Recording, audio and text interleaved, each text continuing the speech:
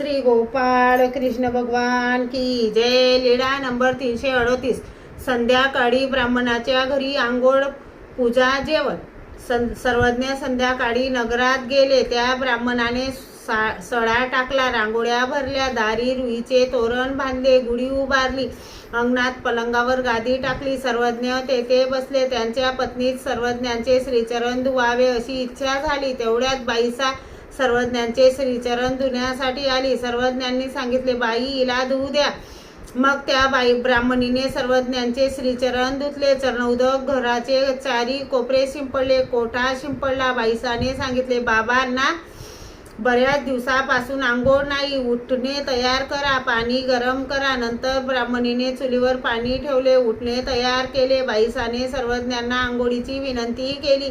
सर्वज्ञांनी विनंती स्वीकारली। सर्वज्ञांना स्नानापूर्वी नेसण्याचे वस्त्र दिले। सर्वज्ञ अवसरीवर बसले, चादरीचा आड पडदा बांधला। पद्मनाभी सर्वज्ञांना तेलाची मर्दना देत होते। त्यावेळी दादोसाने म्हटले, येल्लो जा बघू, सर्वज्ञांच्या ठाई काय सेवा होत आहे ते बघून ये। साधा आली तेव्हा बाईसा सर्वज्ञांचे कपडे लवकर सुकवण्यासाठी हातात धरून अंगणात शेतपावली करीत होती। त्यामुळे साधा बाईसाला हे सर्व चाले आहे तसे समजून दंडवत करू लागली। तेव्हा बाईसा म्हणाल्या, येल्लो मी हाय बाबा, तिकडे न्हाणी घरात आहेत। मग साधा आली, पडदा उचलून सर्वज्ञांना बघत होती। सर्वज्ञांनी म्हटले, काय साधे हो, देव पाहत आहात? साधाने म्हटले, जी। सर्वज्ञ म्हणाले, या देव येतेच आहेत। तशीच साधा सर्वज्ञांजवळ आली, दंडवते घातली, श्रीचरणा लागली। सर्वज्ञांनी विचारले, साधे हो, तुम्ही मदना देऊ जाणता? साधाने म्हटले, नाही जी, मी मदना देणे जाणत नाही।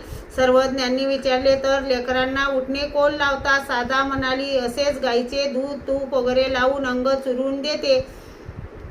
सर्वज्ञ म्हणाले, ते आमच्या ठाई करून दाखवा पाहू। ती बरं म्हणून परत गेली। गुडघ्याच्यावर वस्त्र ओढून कसोटा घातला, मोकळा पदर अशी आली। सर्वज्ञांनी सांगितले, साधे हो, तुम्ही आपली मांडी पर पुरुषा देखो ने दीजिए की। सर्वज्ञांनी कासोटा सोडायला लावला आणि अव्यवस्थित कासोटा देवविला। मोकळा पदर तो कमरेला वेढा घेऊन सोकविला। मग तिने विक्सा घेतला। श्री गोपाळ कृष्ण भगवान की जय।